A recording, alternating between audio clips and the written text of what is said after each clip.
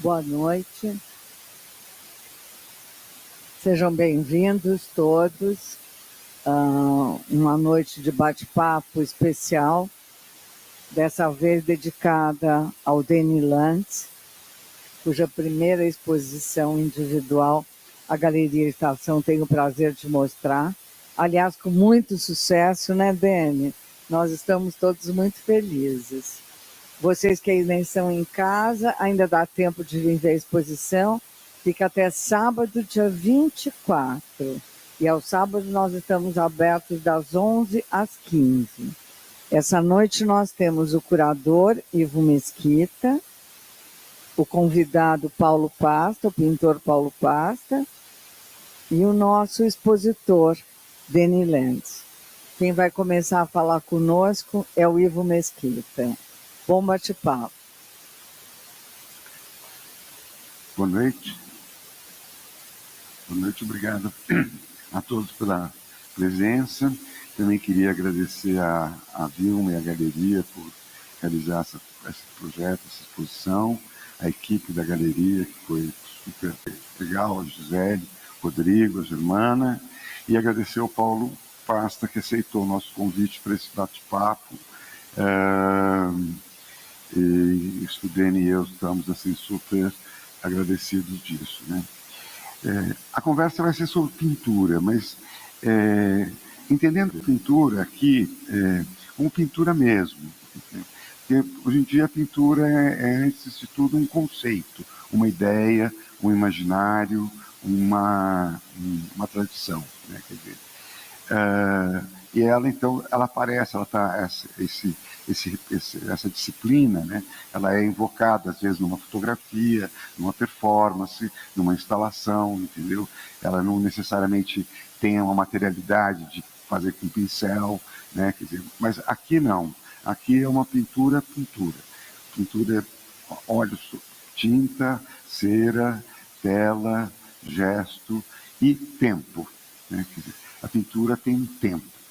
Ela tem um tempo que ela existe, para ela existir, para ela fazer, como ela ser criada, né? Um pouco sobre... É um atributo dela, essa relação com o tempo, né?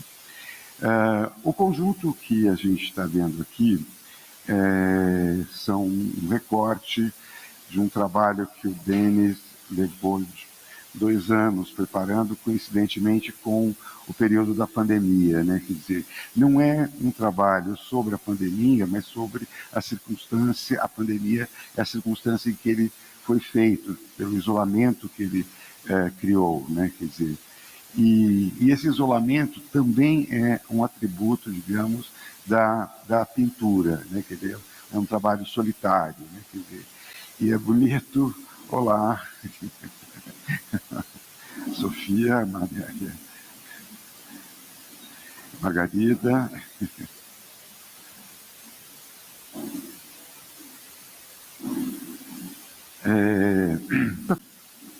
Então, é a partir dessa produção que o Denis trabalhou esses 2 anos, e que tem uma coisa curiosa, interessante, que é o fato de, como vocês podem ver, predominam os pequenos formatos, né? Quer dizer, e aí eu faço uma associação com isso fosse páginas de um diário, né? Cada dia, por exemplo, ele fazia uma pinturinha, ou começava e voltava, foi acumulando, né? Quer dizer, acho que tem quase 300 lá no estúdio, assim, entendeu?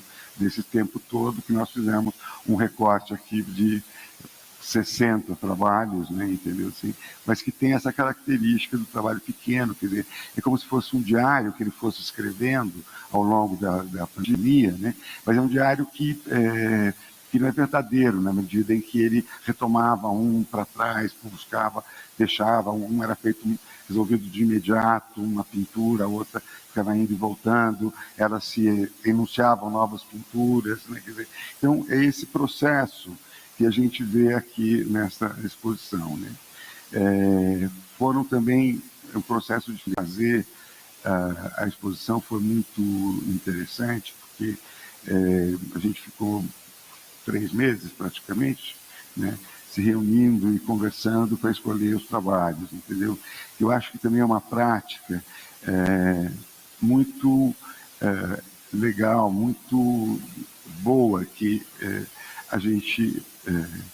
a pintura demanda esse tipo de trabalho. Você tem que aprender a conviver com ela, você tem que aprender, cada dia ela se revela de um jeito. Então você produzir essa exposição tem um tempo, não é uma coisa simplesmente escolher os trabalhos, mas estabelecer as relações entre eles, as conversas que eles podem construir, um discurso que é o discurso do artista, entendeu?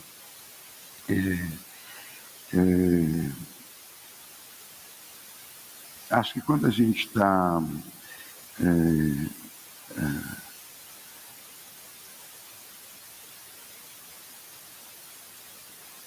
bom, então, eu começaria, meu papel aqui é um pouco de mediador, provocador, então eu vou ao Denis, né, quer dizer, um pouco se pudesse falar como foi esse processo para você, de onde surgem essas pinturas, como é que elas foram sendo, ganhando visibilidade, né? Obrigado, Ivo. Obrigado a todos presentes. Estou muito feliz, né? Agradecer a Galeria Estação e agradecer a toda a equipe da galeria, agradecer a Vilma, né? Agradecer a vocês que estão aqui. É uma alegria enorme, né? Um processo, como o Ivo falou, se a gente for contar o ano que a gente está, né? Começou lá em 2020, então são quase 3 anos. Quase, né? 3 anos. E então são, enfim, né? Quanta coisa todos nós não vivemos, né? Durante a pandemia. E a minha vivência foi muito justamente de uma retomada, um mergulho com a pintura, né? Respondendo um pouco a sua pergunta, eu acho que tudo partiu ali do início da pandemia, quando eu me vi com um tempo alongado, né? E vinha trabalhando com pintura, né? Já pintava há algum tempo, né? Mas pintava de outra maneira, quer dizer, teve uma virada nesse início da pandemia, muito proposital, muito pensada, né? E uma das questões iniciais era assim, o que pintar? Né? Talvez uma das perguntas mais seminais, né, de um pintor. Tá bom, quero pintar, mas o que pintar? E qual tamanho? Qual tinta? Qual cor? Né? O que fazer? Né? Essa pergunta, que na verdade é uma pergunta maravilhosa, né? Mas muito angustiante.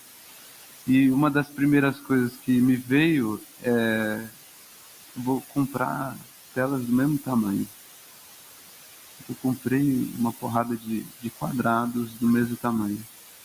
E comecei a pintar como se fosse a mesma pintura, né? Todos os dias. E acho que coincide muito com o que você fala do diário, né? Porque eu tinha um ateliê comprido, assim, aí eu prendi todas as telas em branco e ia pintando elas, assim, cronologicamente. Mas ia voltando, né? E eu acho que ali, nesse início da pandemia, começou um processo que eu ansiava há muito tempo de pensar não só as questões da pintura, mas as questões do tempo mesmo. Uhum. Então, os temas, eles não se mostraram inicialmente tão importantes. À medida que eu ia pintando, o que ia acontecendo, na verdade, é que os temas escolhidos eram aqueles que me possibilitavam olhar a superfície da pintura, né? Olhar a superfície da tela, pensar em fatura, pensar na materialidade, né? E começar a olhar com bastante calma, na verdade, porque de alguma forma a pintura virou um refúgio do caos que estava da porta para fora, né? E E eu comecei a olhar com certa calma, com certa paciência para a superfície, né? Uhum. E, de alguma maneira, acho que isso se tornou uma coisa muito importante a partir também da interlocução com os artistas que eu estava vendo. Então, como é que foi isso? Como é que se dá essa interlocução? Porque aí tem essa questão que você acaba tendo uma relação específica com o Paulo durante esse período, né? Como é que é isso? Justamente. Na pandemia aconteceu um processo muito engraçado, muito curioso, que os cursos que eram presenciais viraram tudo online, né? E eu já tinha ouvido, né, do acompanhamento do Paulo. Paulo é um artista e um professor muito importante, eu acredito, para os artistas de São Paulo, né? Quantos artistas não passaram pelas aulas do Paulo, né? E de repente eu me vi na pandemia, né, trabalhando home office, com um tempo alongado. Eu falei, não, finalmente vou fazer esse curso do Paulo. E a gente estava falando, né, online, ver pintura online é complicado, né? Ainda mais falando de superfície, né? Falando de fatura, falando do objeto que é a pintura. Mas tem uma coisa que o Paulo sempre fala: pintura é coisa mental, né? Também, além de ver, a gente conversar, a gente ouvir, né? A gente refletir. Não é à toa que o seu curso chama Pintura e Reflexão, né? Prática e reflexão. Foi muito importante, né?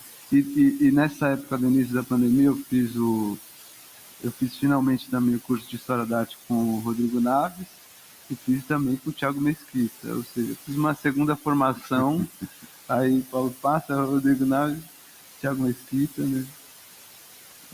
E eu passava horas ali na frente do computador, estudando. A minha irmã Camila, que morava comigo na época, viu tudo isso acontecer, né? E fazia as reuniões de trabalho pintando. Era uma doideira. Até, inclusive, o projeto que eu trabalhava eu fui desativado por conta de menos quórum, né, das crianças. Era um projeto de educação. E muito também porque, de repente, as reuniões já não faziam mais sentido para mim, né? De repente, eu estava completamente conectado com todas as reflexões, né? E conectado também com o seu trabalho, né? Conectado com o meu trabalho, né? Cada vez mergulhando mais nesse trabalho. E um momento também que não era digamos assim, de circulação desse trabalho, era um momento de nascimento desse trabalho que está aqui, né? Esse trabalho que está na exposição, muitas dessas pinturas têm data e hora, assim, eu me lembro desses momentos, né, que foram muito intensos, né? E tem pinturas aqui, inclusive, eu não sei se a gente falou disso quando o Paulo estava aqui. Tem pinturas que eu fiz durante o curso do Paulo e que foram até propostas do curso do Paulo, né? E Paulo, como é que é, Paulo, trabalhar nessas circunstâncias, assim, como pintura sem estar com o cheiro, pintura online, assim, né? Não é pintura online, são aulas online. Pintura, meu curso não tem uma prática em sala. As pessoas pintam em casa e levam para eu comentar. Então, como era só um comentário, a gente fazia o maior esforço para chegar a um resultado positivo ali, né? Fazer se aproximar o máximo possível da verdade material da pintura. Mas, como o Dani diz, sobrava muito tempo também para pensar, refletir, conversar, né? E eu não sabia que você era mais um... Eu acho que a pandemia provocou vítimas no mau sentido e vítimas no bom sentido. Você é uma boa vítima da pandemia, né? Quer dizer, a pandemia te proporcionou esse tempo. Você fala esse tempo alongado. Quando você falou tempo alongado e calma e paciência para a superfície, eu falei, puxa, ele é um pintor. Ele aprendeu de, né? Quer dizer, isso que a gente deu, acho que foi a pandemia. Calma e paciência para a superfície, num tempo alongado. Você descreveu um pouquinho para mim a sua pintura. Posso continuar falando? Pode? Eu preparei aqui uns negócios. Vai lá. Por favor. Também queria agradecer o convite. É um prazer estar com vocês. Estar de novo na galeria, onde eu sou muito bem acolhido, né, João? Sempre fui, né? E não preciso dizer que eu conheço o Denis, já foi falado, né, o trabalho. E eu pensei algumas coisas sobre o seu trabalho, mas eu sempre penso que eu corro o risco de ser muito pouco perto do muito que é a pintura, né? Quer dizer, e no seu caso é mais forte isso ainda, porque sua pintura não tem palavras. Como eu posso dizer, sua pintura fica longe da literatura, fica longe da retórica. Ela é uma pintura que quer viver da própria pintura que nasce da própria pintura. Isso eu acho bacana. Então eu acho que por isso que eu acho que qualquer discurso, claro, pode se colocar, mas se aproximar.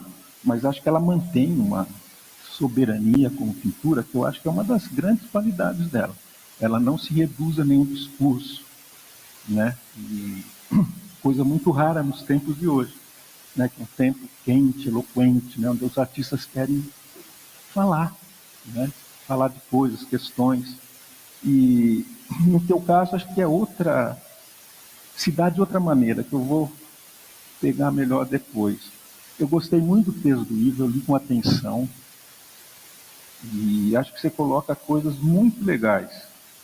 Você coloca a questão da relação do Deni muito entre figuração e abstração, né? Eu acho que é um ponto que todo mundo que olha a pintura dele, isso, assim, esse lugar entre, né? Esse espaço que você não sabe direito o que é.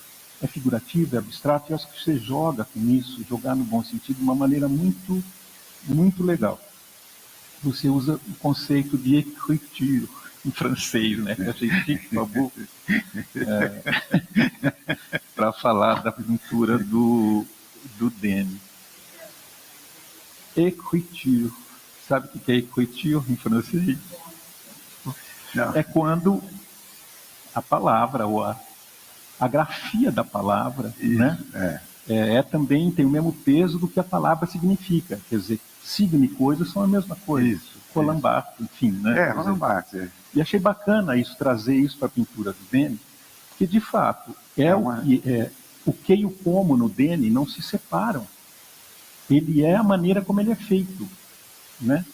Quer dizer, ele não tem uma ideia e depois a maneira de pintar essa ideia. Não. As coisas são entrelaçadas. A ideia de écriture é aí. Signo e coisa, a mesma coisa, né? E tem uma radicalidade, né? Porque assim, uma coisa, tem esse gosto quase meio pelo monocromático, né? O uso de pincéis muito duros, né? Quer dizer, que tem uma coisa assim. E mais raspa do que mais obra. Isso, né? Quer dizer, e que eu acho que tem a ver com... E o movimento que se repete como uma escritura mesmo, como uma caligrafia, né? Quer dizer, acho que é a fatura. O pintor, né? E, enfim, continuando aí, você fala também para falar da abstração e figuração do Deni, você evoca a música. Nada mais abstrato que a música, né? Nesse sentido, o Deni, e também com o Deni ser um sambista, que é uma surpresa para todos nós, né? Você toca samba, não é isso? Aí eu fiquei pensando que relação é essa com a... Eu falei, só se for o samba triste, né? Essa tradição do samba triste. Quer dizer, o Vinícius de Moraes, acho que é um samba que fala isso. O samba, só para ser alegre, tem que ser triste, né? É isso, Aquele samba do Caetano Veloso também, que o samba nasce da lágrima, não é? Uma lágrima escura. Eu acho que, enfim, o teu é dessa tradição, enfim, um pouco dessa pungência nacional. O samba é muito menos uma expressão de alegria, muito mais uma expressão da dor. De uma melancolia. Não é isso, né? Sei lá, fazendo sempre uma relação com a sua pintura, né? E também acho que essa ideia da sua pintura ter uma prática espiritual, isso o livro que fala, e uma prática espiritual indeterminada, quer dizer, as camadas são camadas de afeto e de sentido. Eu achei isso muito legal, porque é isso que é. E eu acho que isso te coloca num ponto assim, divergente de grande parte da produção atual, né? É uma pintura sentida, é uma pintura de sentimento, né? É uma pintura que busca, como você mencionou, uma relação existencial. E aí vem todos os exemplos, né? Que sei lá, se ela não é só superfície, se elas são camadas, ela é uma condensação. Então, é uma condensação do quê? São a condensação do tempo, né? A metáfora do calendário, a metáfora dos dias após dias, dia após dia. Eu olho para a tua pintura, eu acho que ela tem isso. É um dia após outro dia, né? Como você mesmo acabou de falar. E os dias, para mim, parecem todos iguais, mas eles são diferentes. Já falaram muito isso da minha pintura, enfim, estou um pouco repetindo. Quando falam para mim assim, você pinta tudo igual, eu falo, não, você é que não sabe ler. Você acha que os dias são todos iguais? Não, eles parecem iguais, mas eles são diferentes. Então, por exemplo, quando eu olho essa parede, eu sinto isso. Quer dizer, e se você pega isso aqui? Quer dizer, então no que você se apega? Um pouco nessa vida, um pouco espiritual da pintura, um pouco algo que parece igual, até não é, enfim. O que faz um dia diferente do outro dia? A luz, a chuva, o vento, sei lá, né, que traz para a gente, cada fenômeno desse provoca em si uma emoção, não é? E eu acho que isso está meio fora de moda. Hoje em dia você capta isso de novo, você traz, tua pintura é quase que um barômetro. Sabe, você tem uma respiração. Eu acho muito legal isso, muito, enfim. Seguindo nessa linha, eu acho que daí que você tira a força, enfim, isso de parecer igual. E eu fico muito curioso do fato de um pintor jovem como você criar também esse caminho divergente da pop. Não tem nada de pop no seu trabalho. E eu achei isso incrível. A minha geração tinha muito, né? Depois continua tendo. Você não precisa mais, sabe?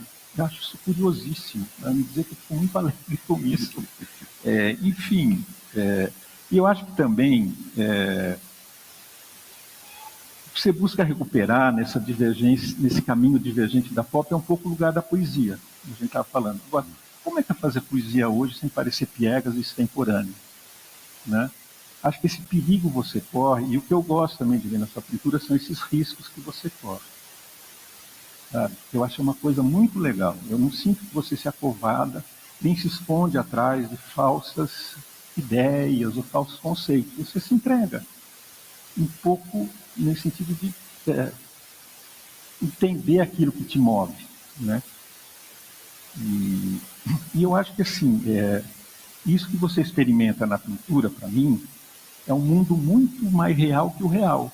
Claro, o real está lá, mas o teu real é um real conquistado, é um real além da simples testemunho do visto, né? Desentranhado do real. Nesse sentido, eu acho que você é um pintor visionário também, porque você constrói visões, né?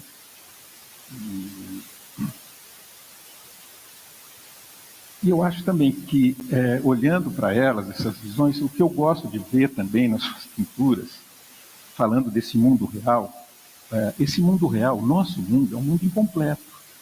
É um mundo precário, é um mundo cheio de falhas, é um mundo de indefinição, não é?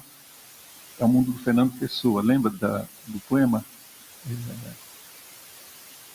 Nunca conheci ninguém que tivesse levado porrada. Todos meus amigos são campeões em tudo, né? Felizes os normais, ele fala, aqueles que... E eu acho que o seu mundo é um pouco esse, sabe? O seu mundo é um pouco... Enfim, esse mundo precário, frágil, que não é o mundo do mito nem do imbrochável, né? Para a gente trazer um pouco para cá, eu acho que é isso, quer dizer, e pensar a sua pintura como uma pintura política também. Entendeu? Porque você está fazendo política. Você está mostrando a possibilidade de falar de um mundo real que não é esse mundo imbrochável, esse supermundo, né? Quer dizer, é um mundo onde o desacontecimento é maior que o acontecimento, né? É um mundo onde a falha nos constitui, onde o incerto vira o certo, né? A tua matéria fala disso. Eu acho assim, para toda coisa nova, enfim, para toda linguagem nova, toda pintura nova, há que ter uma técnica correspondente. E eu acho que você encontrou isso.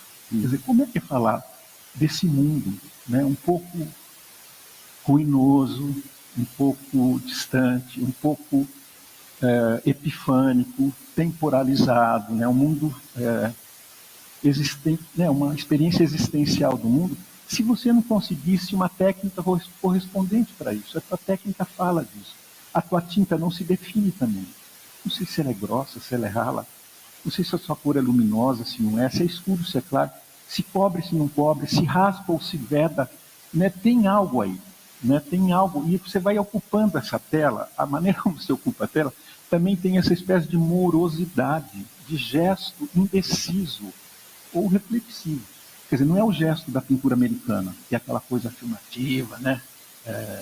Heróica, pum, põe, não tem nada disso aqui. Não é o mundo do mito nem do imbrochável, é o mundo real, né? Onde as coisas vão, pouco a pouco, se dando a ver, né? Conquistando pouco a pouco essa possibilidade, enfim. O que mais? Eu acho que, enfim, tudo isso também, suas cores têm um sentido temporal, você mesmo falou, né? Eu não acho que elas sejam cores físicas, no sentido de estar pintando coisas. Elas obedecem a outra coisa, elas têm aí uma temporalidade, um tempo de amadurecimento das coisas também. E elas também sofrem com isso, né? Porque algumas você faz amadurecer demais, outras você deixa verde, né? Mas isso tudo acho que faz parte daí do teu universo, da tua paleta. Quando a gente fala paleta de um artista, a gente está vendo isso. É uma coisa que vem de dentro, não é ciência. Não é ciência, não tem, enfim. E outra coisa que eu acho que me chama muita atenção no seu trabalho, que eu gostaria de falar, além de construir visões, dessa matéria precária, dessa cinza das horas, como dizia o Manuel Bandeira, né? Se tem calendário, é uma espécie de resíduo, de cinza mesmo do tempo, é da solidão. Eu acho que todo mundo que vê sente, não sente um pouco essa... Eu acho que é um ótimo testemunho da pandemia também isso, né? E eu não tive como não lembrar de um texto que eu li do Genet sobre Giacometti, que, aliás, é um artista que eu relacionaria com você. Sabe? Uhum. Já te falei isso. Uhum. E ele falando de Giacometti, ele fala o seguinte: cada objeto cria seu espaço infinito. Aí ele continua assim: para a gente aprender a dupla solidão das coisas, a gente tem que ter a da imagem pintada e a do objeto representado. Você aprender essa dupla solidão. Só por isso eu perdoo a mesa com a tigelinha. Entendeu? Por isso, quer dizer, você está mostrando não só a solidão do objeto representado, como com a solidão do objeto em si, né? Aí ele continua, ele chega num ponto muito legal, ele fala assim: quem nunca ficou maravilhado com essa solidão não conhecerá a beleza da pintura. Não é lindo? E eu, quando vi, eu não deixei de lembrar. Quer dizer, quando eu acho que a pintura tem a ver com lembrança, com solidão, com tempo, com tudo isso. Isso eu acho, né? Acho que... E quando eu olho para o teu trabalho, eu sinto uma espécie de festa interior, porque eu vejo tudo isso muito ativado, renovado e confirmado. E acho que é isso que eu tinha que falar. Então, Paulo, mas a questão, pegando uma coisa que você falou, essa questão da solidão e aí passando, pensando, imaginando o público, né, que também ele é solitário diante da pintura e ele e é isso que talvez seja a grande dificuldade de as pessoas entenderem essa pintura hoje, quando você não tem mais essa coisa não se conhece a experiência da solidão, do silêncio, dessa contemplação que a pintura propõe. O Ivo, eu acho que eu comecei falando que ele é uma boa vítima da pandemia. Se eu tenho memória, claro, todo isso da pandemia, acho que ela trouxe isso para a gente. De repente todo mundo se deu conta de que existia, sei lá, dois mundos. Um mundo da festa imaginado, um mundo que a gente achava que fazia parte, de que era imprescindível, e um outro mundo, quando você se viu sozinho, onde você se viu limitado um pouco às coisas, às questões suas ali próprias, né? Muita gente, eu ouvi dizer assim, puxa vida, eu aprendi muita coisa, eu aprendi que eu não preciso de tanta coisa, eu aprendi que a concentração me traz coisas muito bonitas, ou aprendi que com a minha solidão eu posso produzir muito. Não sei se eu respondi, mas eu acho que está entranhado na pintura do Dene. E eu acho que quando a gente está sozinho, a pintura do Dene também não, ele pinta as coisas, mas como eu disse, não é um testemunho visual, né? Não é uma. Acho que é um real desentranhado da coisa. E parece que é muito mais de memória, muito mais lembrado. Né? Quer dizer, a lembrança te traz uma possibilidade de intensificar o sentimento. Durante os meus anos de formação, digamos assim, né? Foram quase 10 anos, eu pintei muito retrato de observação.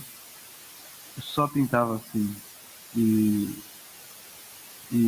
por isso, nessa época, inclusive, li aquele livro do James Ward, né, sobre o retrato de Giacometti, e me marcou muito, né? E até antes disso, quando eu tinha uns 12, 13 anos, não sei se eu vou lembrar, quando eu conheci Iberê Camargo lá na Fundação Iberê Camargo, e vi um vídeo nessa mesma época do Iberê pintando retratos. E aquilo me impressionou muito. Então, fiquei 10 anos pintando retrato, natureza morta,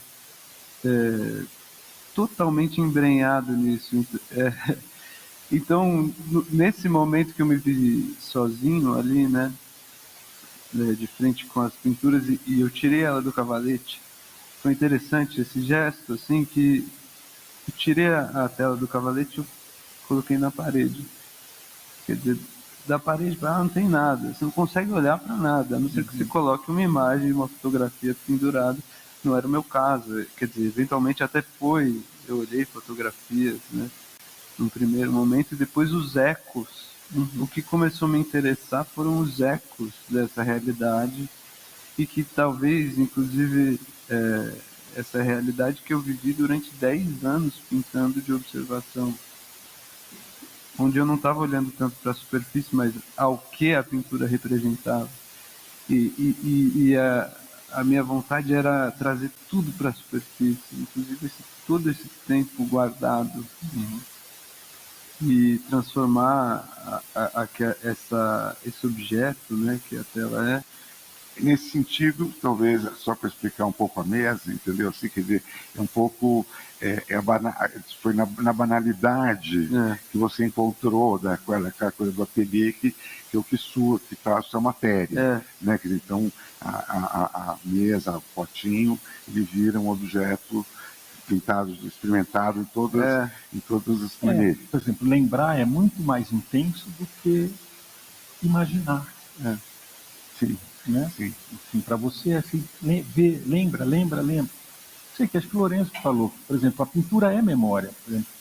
A cultura também, quer dizer, quando o neoclassicismo lembra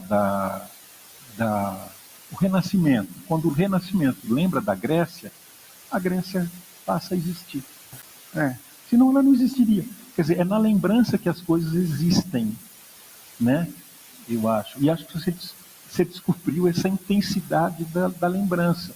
Eu sempre conto essa história, né, que o Volpe, quando saía com os amigos para pintar paisagem, todos eles armavam os cavalete e ficavam olhando.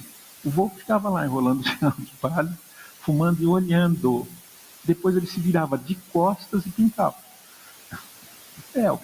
Apreende o essencial, ou fica com a emoção daquilo.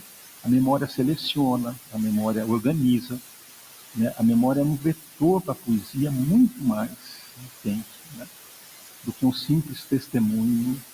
Aliás, esse testemunho do real, não sei que pintor pinta o real. Não sei. Hiperrealismo também não, porque hiperrealismo é fotografia, não é o real, né? Não sei. Acho que nenhum pintor pinta assim. Um testemunho do sempre real. de memória, né? Não, ou se não tem ali a intromissão de um eu, de uma subjetividade, de um... Uma coisa que eu sempre pensava quando eu estava tentando muito de observação é que é sempre de memória, porque uma vez que você deixou de olhar o objeto, você já está olhando para a pintura, então você está lembrando o que você acabou de ver. Exatamente. Então é sempre memória, né?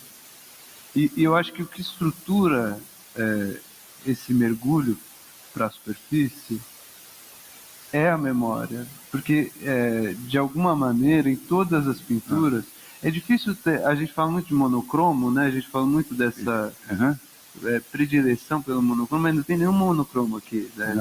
Não tem nada que é uma cor só e assim e aquela Chapado, e aquela superfície que é uma cor só.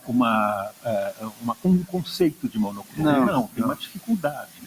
Que eu acho que isso está bonito no seu trabalho. Quer dizer, e também o que você foge muito um pouco do arte que eu estou vendo por aí, não tem nada de conscientizador. Eu tenho uma raiva quando alguém tenta me conscientizar através de algo, da arte. Não que eu seja contra aquilo que a pessoa está me propondo, a consciência daquilo que a pessoa está me propondo. Geralmente eu também acho que é válido. Mas eu não acho que a pintura seja o melhor caminho para conscientizar você de algo. Não. A pintura é uma experiência de outra ordem, né? Eu acho muito difícil passar uma mensagem através de uma pintura. Fica retórica. Eu acho, para mim é muito difícil, eu pessoalmente, né? Quer dizer, não é muito a minha praia eu querer passar alguma mensagem. Inclusive, a minha ideia não é uma ideia, acho que é meu intuito, meu sentimento, ele vai no oposto, ele vai numa coisa de eu quero confundir quem está vendo. Eu quero dizer que isso é, mas não é. E no final das contas é muito simples, né? Porque eu acho que se você olhar para as pinturas, quer dizer, não tem tanta coisa, muitas vezes não tem tanta camada, não tem um grande intuito. É um equilíbrio. Inclusive eu acho que é muito perigoso muitas vezes ela ficar até um pouco demais, né? Como você falou, ele fica talvez num caminho assim muito sutil, né? E eu tento, inclusive, acho que uma coisa importante que eu até escrevi, que eu queria marcar muito, que a gente não falou tanto nas nossas inúmeras visitas, sobre luz, que eu acho que é uma coisa muito importante para mim, a luz.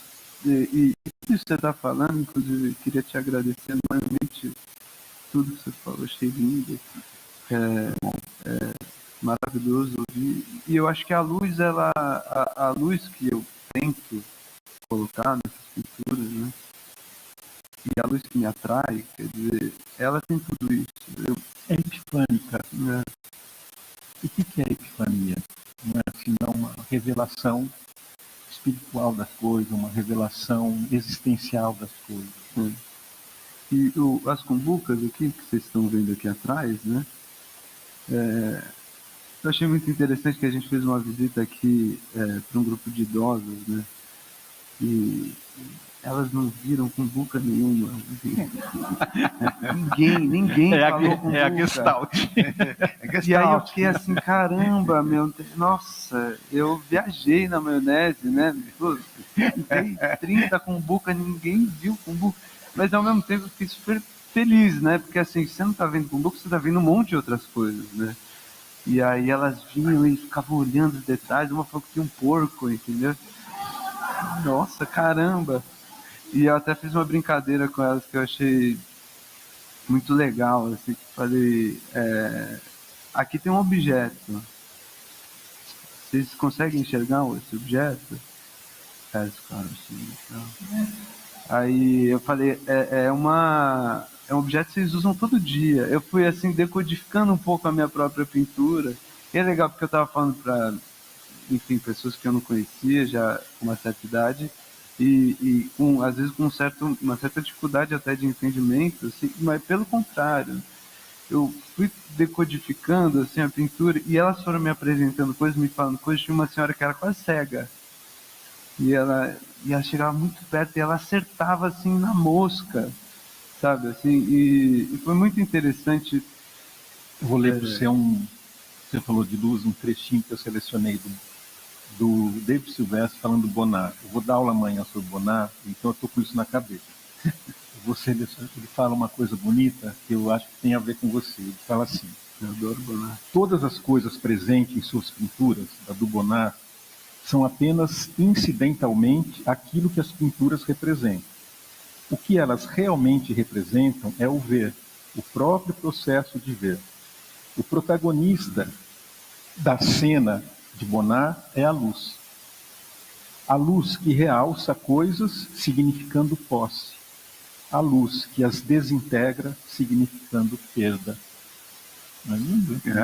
E aí eu acho que ele está falando aí de um negócio muito importante que tem na sua pintura também, que é esse movimento de ir e vir, de vida e morte, fazer e desfazer, pôr e tirar, que eu acho que também aí, para mim, revela um pouco uma pintura existencial, que ela imita em abstrato nossa própria condição de vivente. Nós também somos matéria, nós também vivemos, nós também morremos. Olhar uma pintura sua também tem um pouco essa experiência, sabe, da vida, da finitude das coisas, né, do precário das coisas. Eu lembro que você falou, inclusive numa aula sobre o Bonnard, que ele deixava o quintal dele, as plantas crescerem, né? O Bonnard não... Ao contrário do Monet, né? O Monet tinha 9 jardineiros. O Bonnard deixava tudo crescer, ele não cortava nada. Ele deixava, ele queria que as coisas sumissem a... E aí você olha a pintura dele, é a mesma coisa. Ele não... O Picasso falava que não gostava do Bonnard porque ele não sabia que cor punha todas. Como é? Centímetro por centímetro são quilômetros de indecisão. Ele foi criticar e elogiou. Quer dizer, é justamente, ele não soube ver a grande qualidade do Bonnard. Ele foi criticar e elogiou. Ele deixava Claro, crescer, agregar, né? E aquilo vai criando um contínuo colorido que eu nunca vi igual na história. O Matisse é uma cor cartesiana francesa, assim, mais racional, linda. Mas a do Bonnard não é mais isso. Sei lá o que é aquilo. Que é outro... É uma outra coisa, né? Mas tem essa coisa que eu acho que também é característico aí, essa coisa da repetição, né? Quer dizer, não é assim, tem a coisa do gesto, das coisas, mas da forma, seja a cumbuca, seja a mesa, seja o copinho, entendeu? Assim, quer dizer, se impor essa restrição me parece que é extremamente produtivo. Por isso que sai essa... O que pintar? O que pintar, entendeu? Sabe assim, quer dizer, essa pergunta... Que rolou uma coisa um pouco complementar aí de opostos, né? Que ao mesmo tempo que eu repetia, eu podia cada vez variar mais. Sim. E esse foi um intuito um pouco de repetir, inclusive, as próprias dimensões, não só os temas. Então, eu sou cumbuca num quadrado de 40 por 40. Quanto mais eu repito, mais eu consigo variar. Mais eu consigo ter outros dias, outros temperamentos, dentro de uma forma, quer dizer, claro que se repetia, algumas coisas se repetem para você criar uma eloquência dentro do próprio fazer, quer dizer, e também é uma coisa que eu ficava às vezes meio maluco, né? Cada dia eu sou não quero isso. Acho que tem pintores que são meio assim, Caetano Veloso, né? Cada hora está fazendo de um jeito e até o pé, assim, pela diferença entre pinturas. Isso traz uma coerência interna. No meu caso, eu acho que eu tinha uma vontade um pouco de depurar, mas em algum lugar eu acho que é uma coisa de jogo, né? Assim, você limita o espaço para você conseguir lá dentro fazer, variar um pouco, né? Os seus... Então, ao mesmo tempo que eu controlava de alguma forma o tema, a superfície, ela começou a ganhar muito mais liberdade. Eu me sentia infinitamente mais preso pintando de observação. Porque eu sempre, apesar de poder pintar de diferentes formas, sempre pessoas diferentes, quer dizer, claro que se repetia o retrato, né, ou a coisa da observação, Mas, assim, eu conseguindo, repetindo, né, essa dimensão, eu poderia olhar para a superfície e criar pequenas variações, e aí nessa pequena variação é uma coisa enorme, né, para o pintor que está ali no dia a dia do seu ateliê. Mas tem uma coisa... Tem grandes transformações, tem deslocamento. Eu acho que eu não sou um pintor também que quer dizer que pintei a mesma coisa. Eu acho que tem bastante variação dentro dessa exposição. Nunca é a mesma coisa. Eu já fiz, quem pinta já deve ter feito a experiência de pintar a mesma coisa. Não sai igual. Não sai, é ótimo fazer essa experiência. Não existe duas coisas iguais. É bobagem dizer que a pessoa pinta sempre a mesma coisa. Não pinta. Não é verdade, para o bem ou para o mal, sei lá eu, mas é impossível. Deni, tem uns trabalhos, digamos assim, a gente fala de abstração, de figuração, mas tem uns trabalhos específicos que tem a coisa de uma paisagem mesmo.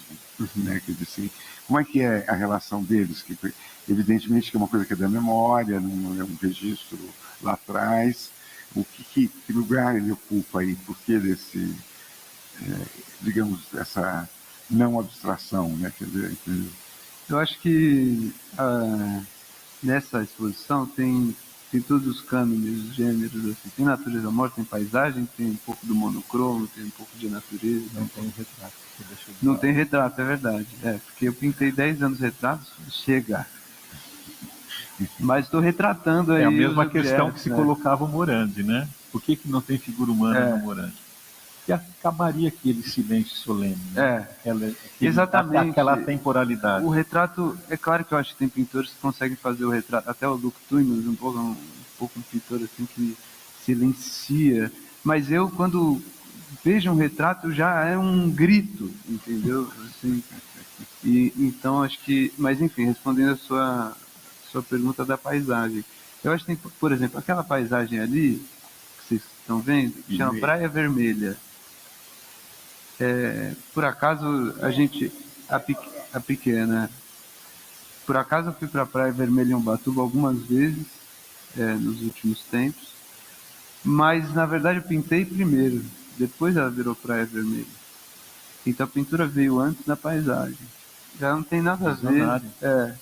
Visionária nesse sentido, né? Então as paisagens aqui, elas têm um pouco esse caráter. Eu acho que nenhuma paisagem aqui é um lugar exatamente que eu vi, tem uma liberdade, uma vontade de liberdade, mas muito atrelada à memória. Então tem essa paisagem grandona que está aqui, né?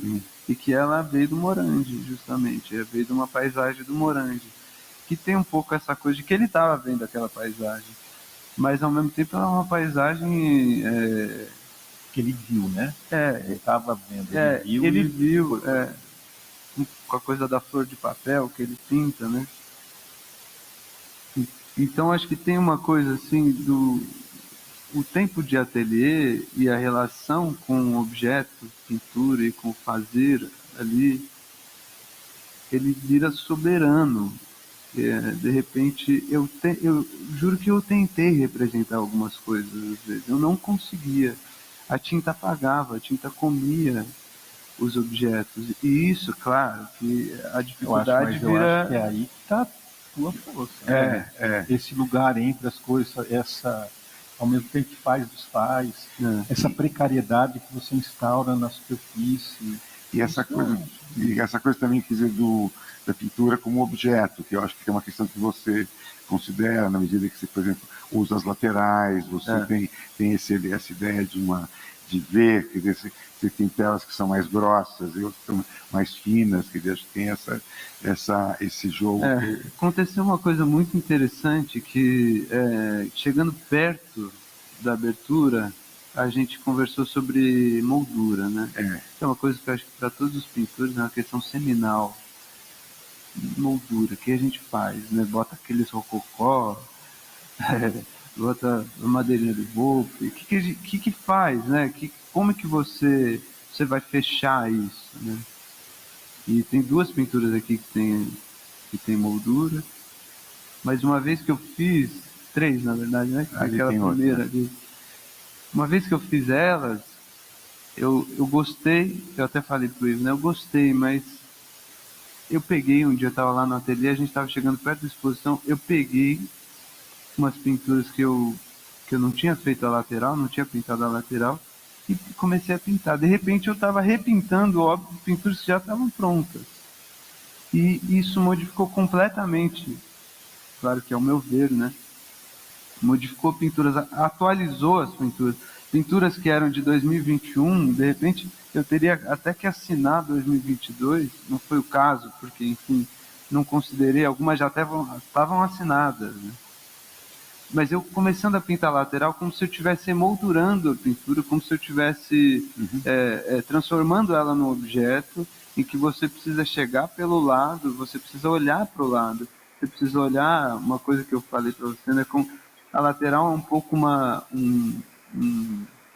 sinalização de me olhe de perto, me olhe de lado, me olhe como objeto, não me olhe só como frontalidade, venha ver os meus detalhes, né? Venha ver do que eu sou feita, assim, um pouco uma sedução, assim, venha me olhar de lado, olha os dois lados, porque cada lado às vezes é diferente. Então, um pouco uma vontade de transformar ela em superfície ainda mais, né? Não sei se consegui isso, acho que, espero que sim. Mas para mim, pelo menos, funciona muito, e acho que algumas pinturas são bem, tem uma tônica monocromática, assim, uma variação de cor na lateral, e isso faz com que a luz se modifique nela, né? Isso são idiosincrasias de cada pintor, né? Não é? Cada pintor tem as suas idiosincrasias. Acho que essa daí é uma sua, enfim. Eu não prestei atenção nas laterais dele. Vamos abrir para perguntas ou para participação dos nossos, eu ia dizer ouvintes, na verdade ouvintes.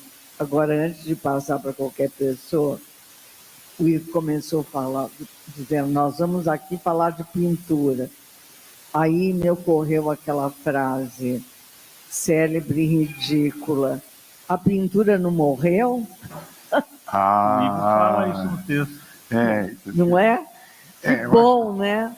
Então, é uma coisa que, enfim, quer dizer, essa fala, mas eu acho que ela não morreu, entendeu? Assim, mas eu também gosto, assim, quer dizer, assim, várias respostas foram dadas, né? Quer dizer, eu incluí uma no texto, que foi o comentário do Julião Sarmento, então estamos liberados, se ela morreu, ótimo, estamos liberados para fazer o que quisermos. Mas tem uma outra que eu também acho que é interessante, que é de um crítico americano chamado Dick Hibbett, H-E-B-D-G-E, que morreu há uns 2 anos atrás. Ele era um crítico bastante, assim, meio conservador, meio careta, assim, entendeu?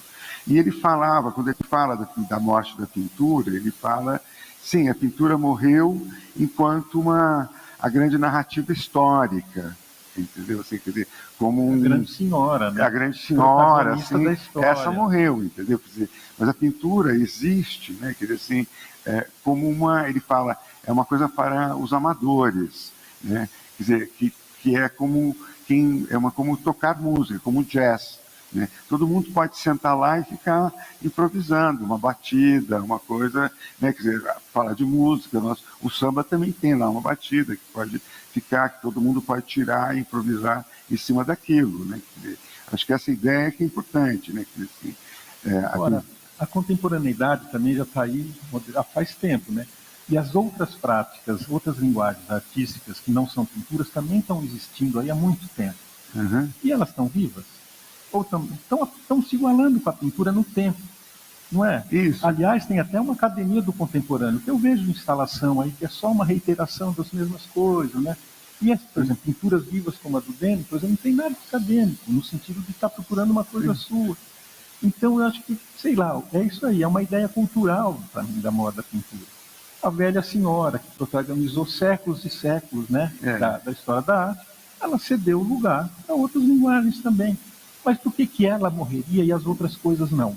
Tem uma espécie de teologia aí que vai contra a própria liberdade da arte, né? Acho que também seja, talvez porque a pintura tem, assim, ela é sempre um signo de objeto consumível. Vivo, você é mesmo prova disso. Nunca se vendeu tanto vídeo, tanta instalação como nós. Eu sei, porque as pessoas têm um estereótipo da pintura na cabeça, entendeu? Quer dizer, assim, entendeu? Que é a grande... o grande objeto, entendeu? Como é que fala? Do mercado, né? Uma espécie de... E também, assim, acho que é importante, assim, podíamos falar um pouquinho nesse sentido, é que no momento, há uma coisa de uma volta à pintura, assim, a gente estava falando disso no começo, entendeu? No sentido de que aparece toda uma geração nova de pintores, entendeu?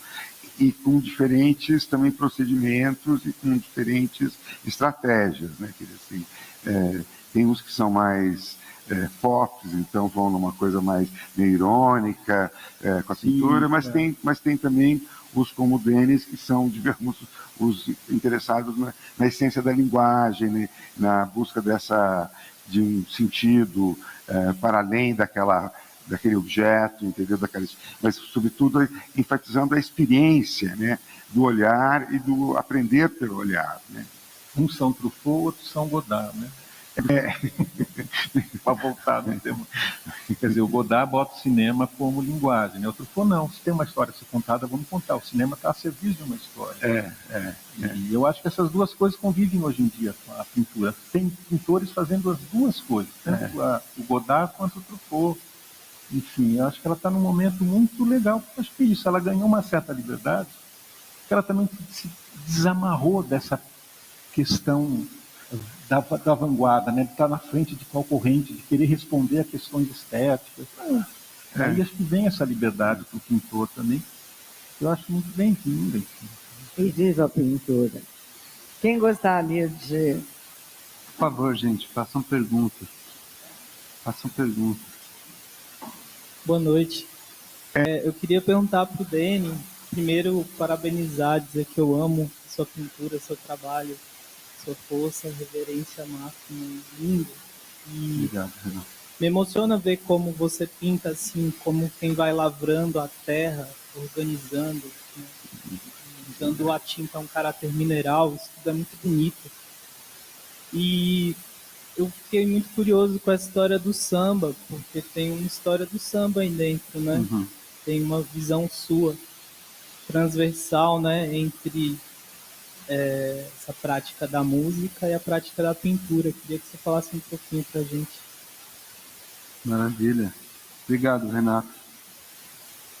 O nome do Renato está nos agradecimentos, né? Sou um cara que nesse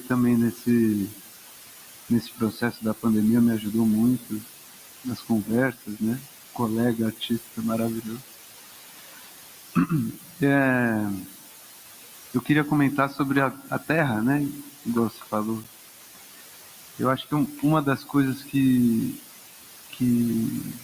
eu gosto muito, assim, isso está também no texto do Ivo, talvez pela minha mãe, trabalhar com isso e eu ir para trilhas e parques, ter uma relação com essa paisagem rural, não só a paisagem rural, quer dizer, com a própria floresta de Mata Atlântica, está embrenhado, entrar em caverna, fazer as trilhas, e eu me envolvi com a agricultura também na época da faculdade, quer dizer, eu tento trazer de uma forma indireta isso para a pintura.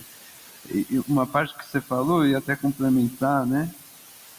Não lembro exatamente que parte, mas assim, quando a gente olha para a natureza, a gente vê que ela tem um sistema muito inteligente de resiliência, regeneração, de uso daquilo que cai, né, na terra e aquilo que vira adubo, e você tem toda uma vida embaixo da terra, né? Quer dizer, você tem uma inteligência e um pouco do Jardim do Bonar, é isso que eu ia falar, né? Assim, de deixar a coisa acontecer, a coisa ela vai acontecendo e o tempo vai dando conta, né? Um pouco do que eu gostaria, né, que a pintura trouxesse esse embate entre uma cultura humana de mãos dadas com uma força da natureza mesmo, né? Então, de alguma maneira, assim, com a tinta, né? Eu acho que eu tento organizar essa terra. Eu gosto muito de olhar o quintal, assim, nascendo. Agora a gente está com o quintal que, por conta do nascimento do Tom, a gente não consegue fazer nada naquele quintal, os gatos estão fazendo xixi. Mas as coisas estão crescendo. Eu colhi um monte de coisa que o morador anterior plantou, e a coisa vai crescendo e secando e crescendo. E eu vejo aquilo quase como uma pintura também. Então, eu acho muito legal que você tenha falado disso, porque isso é muito importante para mim. Essa parede, a gente falou que é uma parede meio botânica. Assim, isso, né? A parede lá de trás, assim. Enquanto essa da cumbuca, lá é uma coisa mais natureza. Assim. As primeiras ali são de terra com própolis, que é uma relação com as abelhas. Ali é a horta vermelha, que você tem a paisagem, você tem as flores do mal. Ali tem o jogo do cacto. Então, tem um interesse assim que eu tento trazer como tinta, como pintura, né? Enfim, queria comentar. O samba é a mesma coisa. Eu acho que é importante dizer assim, quer dizer, eu não sou um cara que nasci no samba, não sou de família sambista. Meu pai e minha mãe gostam de bossa nova, gostavam, claro, de Paulinho da Viola, gostavam de samba. Meu pai cantava Milton Nascimento para mim, na escadaria do prédio. Quer dizer, o interesse pelo samba foi uma coisa que a vida foi me trazendo, né? E comparado com o tamanho do que é o samba brasileiro, é muito pouco tempo e muito pouca experiência que eu tenho. Então, eu não sei nem se eu diria se eu sou um sambista. Quer dizer, eu tenho uma roda de samba que toca lá há alguns anos. Amador, né? Eu amo, eu toco, eu estudo, eu vivo, né? O samba está na minha vida. E assim como a agricultura, assim como a própria pintura, né? Isso entra, né? De alguma maneira. Mas, para ser mais objetivo, eu acho que tem uma linguagem, tem um interesse por linguagem, né? E que tem uma coisa em comum aí. Até outro dia alguém falou do gesto, né? E eu falo até no vídeo que a gente fez prestação, tem uma sujeira, tem algo que nunca está pronto, né? Tem uma coisa que se equilibra. O samba é maravilhoso que ele tem uma coisa assim que está sempre se equilibrando, né? A síncopa e aquilo é uma exatidão um pouco torta. É você conseguir fazer uma coisa que vibra, que se equilibra com uma certa precisão. Enfim, é absurdo você ver, quer dizer, você vê uma pessoa que tem uma vivência de samba, né? Há muitos anos, você vê a potência que aquilo tem, né? Dentro dessa vontade. Agora, o Paulo falou que eu gosto de samba triste, né? É verdade. Não sei se você gosta, eu falo que eu associo você com samba, a associação que eu poderia fazer de você com samba seria com samba triste. Eu acho que não tem uma associação temática com o samba. Enquanto daquilo que o samba fala, né? Mas acho que vale falar que a primeira coisa que eu gostei de samba foi Nelson Cavaquinho, né? Nada mais triste. E o Nelson Cavaquinho, a voz dele não é uma voz de uma Clara Nunes, de uma Elis Regina. Nossa, é a melancolia em pessoa. É um lamento. Assim, né? E o Nelson Cavaquinho perda, lamento. E eu acho que eu acabo, mas é uma coisa pessoal, peço até desculpas, mas eu acho que eu acabei relacionando muitos músicos, muitos músicos pensam no som como texturas, né? E você oferece muito isso. Então eu acho que foi aí a minha conexão com o samba, com as texturas que os instrumentos oferecem. Com certeza. Eu acho que o samba tem um ruído, né? Assim, os instrumentos de samba e a forma de tocar eles, que nem o Noel Rosa fala, você não aprende samba na academia, né? Você aprende na rua, na roda, você aprende na vivência, na experiência, né? E tomando porrada, quer dizer, errando, né? Muito. Vendo os outros, né? Eu acho que tem uma coisa parecida com pintura nesse sentido. Você pode estudar na melhor universidade, o que vai fazer a coisa aparecer é o tempo, é a vivência, é a convivência entre pintores, né? É a conversa, né?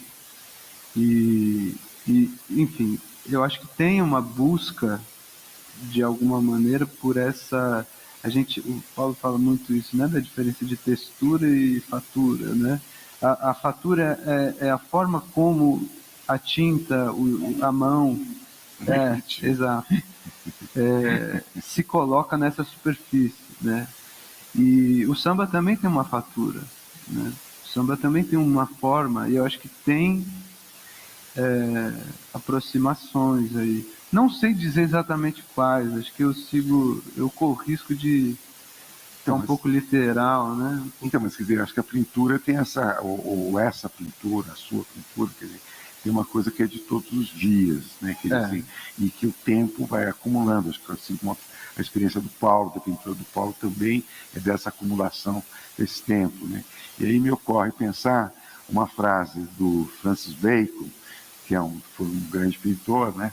Ele dizia que a pintura é coisa para velho, né? Quer dizer, que um artista só se tornava um bom pintor no final da vida que ele percebia que ele tinha sido um grande pintor, entendeu? Assim, quer dizer, é interessante isso, assim, de fato. A gente não se aposenta, né?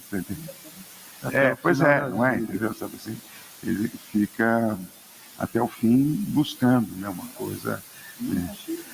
Entendeu? Assim.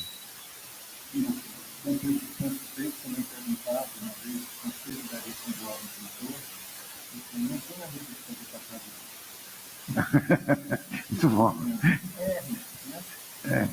Arrisque, R, né? R. O samba também, desculpa, perdão, mas o samba também tem uma coisa que né, agoniza, mas não morre, né? Tem uma coisa que você falou da morte da pintura, né? É bonito, eu acho maravilhoso. E tem uma coisa assim que eu acho que a pintura nunca vai morrer enquanto talvez assim o sentido dela, quer dizer, aquilo, o efeito dela, né, na intelectualidade, o que ela significa, não sei, acho que é uma pergunta muito cabeluda para mim, mas o que a gente faz quando a gente é criança, né? A gente pinta, a gente desenha, a gente quer fazer coisas, quer colocar, né? Não tem como. É uma coisa folclórica, é uma coisa que se faz com as mãos, né? E o samba também, sempre vai ter samba. A não ser que matem todos os sambistas, entendeu? Como tem gente que já quis fazer na história, né?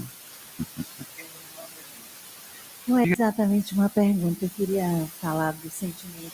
Eu cheguei cedo, né, e percebi sua exposição, e mesmo agora que eu fico olhando aqui as tigelas, né, vários de suas telas me puxam para dentro delas. Eu sou assim impelida a mergulhar dentro. E eu fui parando assim, meu Deus, eu só queria te dizer isso, é uma coisa muito forte, eu senti isso muito forte. Mesmo agora, sentada aqui, vez por outra, pega aqui, entra ali, parece que eu vou entrar numa pressa. E isso tem todo, várias delas, no andar de cima, também me deram essa experiência. Muito sentido aqui dentro, assim, muito sentido. Que bom. Muito obrigado. Obrigado. Que bom que a gente sentou aqui e ficou com as pinturas aqui.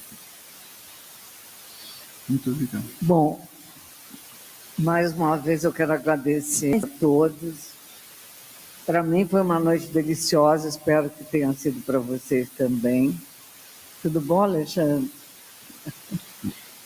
E estão todos convidados para até sábado, vocês podem ver a exposição. E muito obrigada ao Will, muito obrigada ao Paulo e ao Beni, principalmente. Obrigado, eu.